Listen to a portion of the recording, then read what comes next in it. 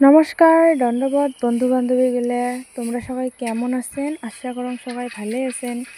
তো চলো আজকে আমি দেখাই আমার যে ঘরোয়াভাবে যে মুড়ি যে তৈরি করে, আমরা যে খাই মুড়ি, ওই মুড়ি কেমন করে তৈরি করে ওই ভিডিওটা দেখান।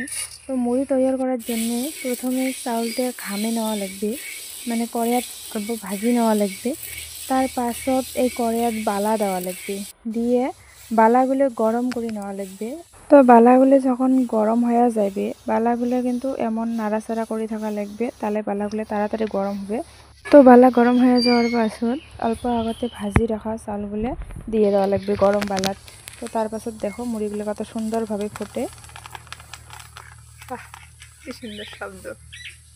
তো আমরা কিন্তু দোকান থেকে দোকান থেকে রেডিমেড মুড়ির চাল কিনে আনিয়ে বাড়ির মুড়িতে ভাজি। আর দেখো মুড়িগুলো কত সুন্দরভাবে তৈরি হয়ে আছে। তো ঘরোয়া মুড়ির কিন্তু স্বাদই আলাদা, যতই কেনা মুড়ি খাও না কেন ঘরোয়া মুড়ির মতো কিন্তু হয় না।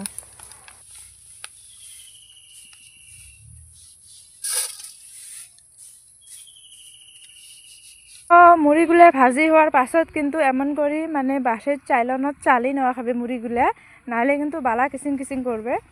তো ভিডিওটা যদি ভাল লাগে তাহলে লাইক কমেন্ট শেয়ার অবশ্যই করবেন। ধন্যবাদ।